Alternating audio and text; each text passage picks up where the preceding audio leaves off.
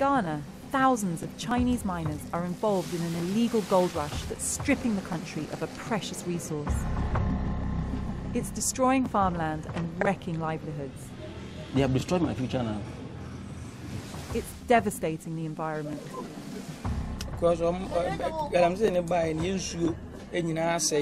A toxic mix of money and weapons is leading to resentment and violence.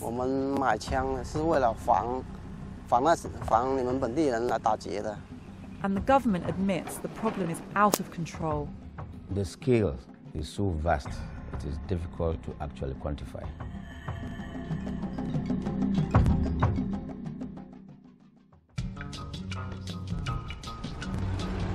Across Africa, China is striking deals to secure access to raw materials vital to its economic growth.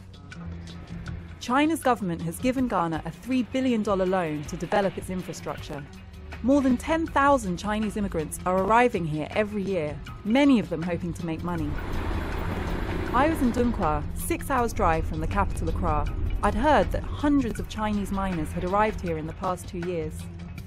Their presence in the town was hard to miss. It even has a Chinese supermarket. Dunqua is a boom town. Its streets are lined with shops offering to buy gold. As soon as I arrived, I heard 2 Chinese miners had been arrested. Outside the police station, I met Francis Aqua. He grows cocoa, one of Ghana's biggest exports. He said he'd arrived at his farm to find that 2 men had driven a digger onto a field and started to dig for gold. They have excavated the land, destroying the cocoa farm. He said he could scarcely believe what had happened. It was a shock to me, because that is my life. You know, cocoa farming, it's a future. It's my future. They have destroyed my future now. How will I get out for my children and wife? It's a problem now. The miners were in the station, but the police refused to let me see them. Off the record, a senior officer said that the area had been swamped by illegal Chinese miners, and he didn't have the resources to stop them. Only Ghanaians can get licenses for small-scale gold mining. Foreigners can provide equipment and services, but just 75 Chinese people have legal permission to do so, according to government figures from August. Ghana's Chamber of Mines says that thousands of Chinese people work in mining. I left town to track down some Chinese miners. Deep in the forest, I could hear an excavator at work. This area used to be covered in trees, and now, as far as the eye can see, they've been cut down. These huge pits have been dug out, and they're filled with water. In the heart of the mine, Chinese miners were digging up the gravel. They were looking for a heavy black sand that contains gold ore. Gold mining is hugely profitable. Because of the global economic downturn, its price has doubled in 4 years. 40-year-old Huang Renzhong had been a tea farmer in China. He said there was only one reason he'd come.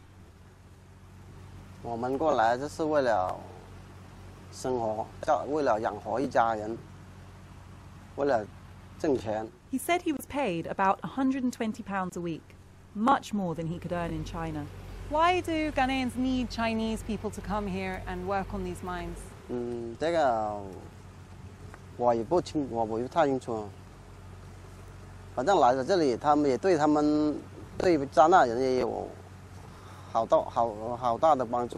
worked with 8 Ghanaians who came from another region, but he said there was tension between the Chinese miners and people from the local villages. There were several empty shotgun cartridges on the ground around us. Why do you need to have guns here?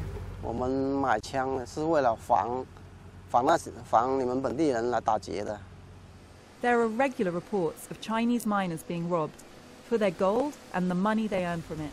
Is it legal for you to be working here on this mine?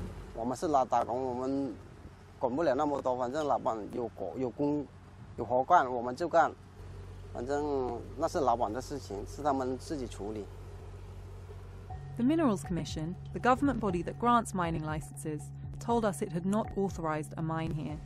Off camera, Zhong's boss admitted the mine was operating illegally. According to one expert, 95% of small-scale mining is illegal. For decades, Ghanaians have been able to dig for gold using traditional tools. The law aims to provide much-needed jobs while protecting the environment. But the arrival of the Chinese has led to big changes. The machinery they use often leaves behind significant amounts of gold that can only be extracted by hand. This has created a new secondary industry that's drawn in thousands more Ghanaians, hoping to strike it rich. But it can be dangerous work. In a local hospital, I found 35-year-old Yao Asumang having his broken leg treated. He said he'd been looking for gold in an abandoned Chinese pit. Yao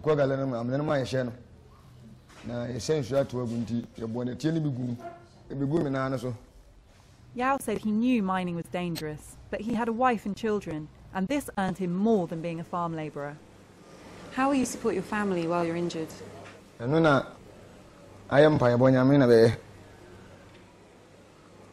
Jamfor is in charge of the accident and emergency unit. She said she saw lots of injured miners. They come with fractures, gunshot wounds, chest injuries. When it happens, they bleed internally, and if care is not taken, sometimes they can die within 1 or 2 hours. What's the most serious you've seen? He fell into a pit, and the sand collapsed on him. He was suffering from internal bleeding. We decided to refer the patients. We had a message later on that the patient died. Do you think enough is being done to protect people working in mining? I don't think so. I don't think so, because the number of injury cases, keep on increasing. Outside, I met Idrisu Shirej, who said he was an excavator driver at a nearby mine. He claimed he'd been assaulted by a Chinese worker after an argument. He climbed the machine. He came and started to beat me. I was in the seat. I couldn't do anything unless God had protected me. He said he was shocked by the attack and wouldn't go back to work at the mine. They doesn't have respect to human beings. We were unable to talk to the Chinese miner to get his side of the story. Idrisu said he'd reported the assault to the police. When the Chinese did some bad, you take him to the police station. They can pay the money. Are you saying the Chinese bribe the police? Yeah. Police corruption is widespread in Ghana. Several people, including a senior officer, told me that the police were being paid off by illegal miners. Everywhere I went, I saw more mines. In one 2-kilometre stretch of road, I passed 5 huge pits. In some villages, the illegal mining boom was even affecting children. In one pit, I found 14-year-old Akwesi Kweku and his brother Yao. Akwesi said they'd been working there for a year.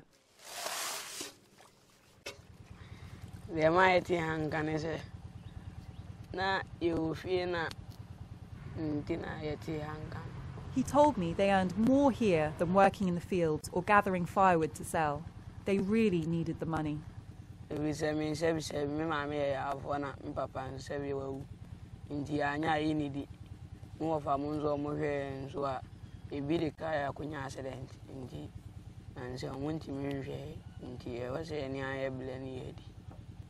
Akwesi said they sold their gold to a man in the village.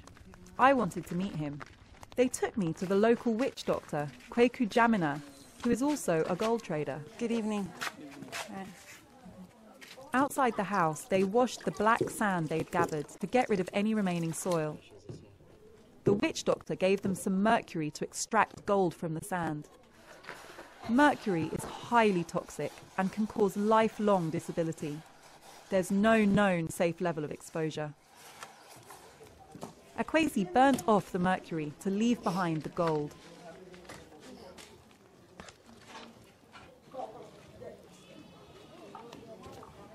The witch doctor gave him 4 cedis, about £1.40, which Akwesi said he'd give to his uncle. Some days they found no gold and weren't paid at all. He said money was so tight, he dropped out of school.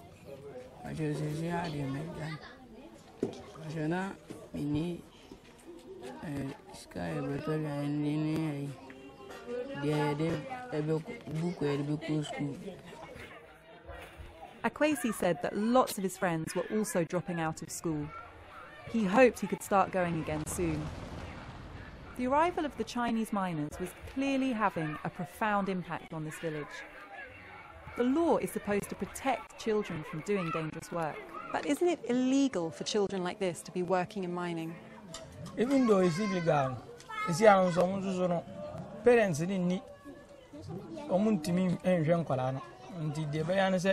the force for so no fight for destiny. Do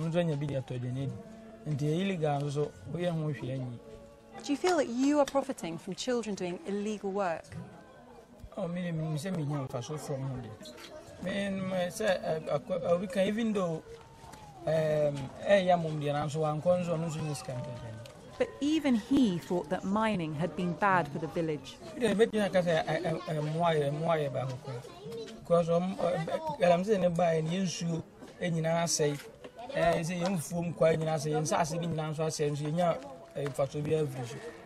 The government says that drinking water is being poisoned by the chemicals used in mining, such as mercury and cyanide.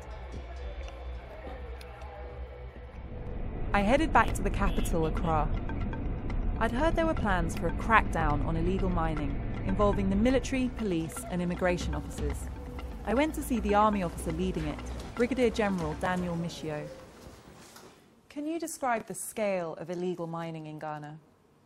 The scale is so vast, it is difficult to actually quantify. You just have to go out into all the regions where we have minerals just to get to see the scale. So it's really on a very huge scale. How successful have the operations you've carried out so far been? They've been quite successful. I wouldn't say fully successful. Most of the operations that we've conducted, if you get back into the areas, you see that after we had finished the operations, unless we sustain them, they go back into the areas. He told me that this year they'd ensure that illegal miners couldn't return. I asked if the authorities really had the capacity to do that. It is a daunting task, but yes, we have the capacity. By the end of the year, we want to see all illegal mining in rivers, in forest reserves, down to zero. Is that an achievable goal? It is an achievable goal. The authorities are remarkably frank about the scale of this problem, and it's clear that they are taking steps to stop it.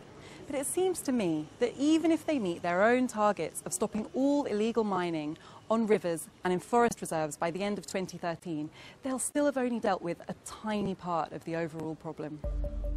There was one more thing I wanted to find out. What happens to all of the gold produced in small-scale mines? The answer was surprising. Much of it appears to be bought by the state's own gold trading body, the Precious Minerals Marketing Company, or one of its 750 licensed agents. It openly states that it buys gold from small-scale mines, but claims it operates within the law and only buys from Ghanaians. However, our evidence suggests that many of these mines are operating illegally. The PMMC declines to explain what checks it carries out. Ghana's gold rush could provide hundreds of thousands of jobs and major tax revenues. Instead, the people benefiting most are the illegal miners.